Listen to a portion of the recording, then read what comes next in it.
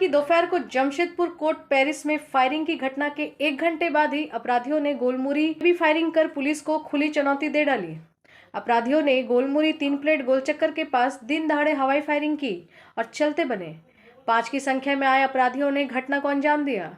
Police ने घटना स्थल से 3 खोखा बरामद किए हैं।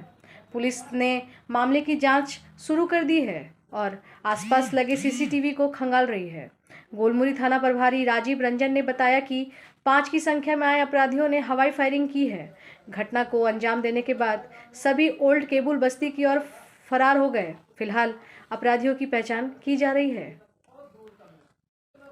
टिनप्लेट चौक में गोली चली, हवाई फायरिंग हुई, क्या बरामद हुआ और क्या घटना आज करीब 1:30 बजे के लगभग टिनप्लेट चौक के पास 2 मोटरसाइकिल से 5 अपराधकर्मी आए और हवाई फायरिंग करके फिर ओल्ड केबल टाउन की ओर चले गए। इस अनुसंधान के क्रम में घटनास्थल से 3 खोखा भी बरामद हुआ है। अभियुक्तों के संबंध में छानबीन की जा रही है।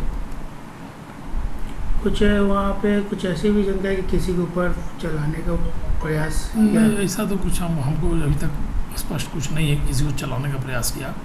आया वो हवाई फायरिंग ही किया।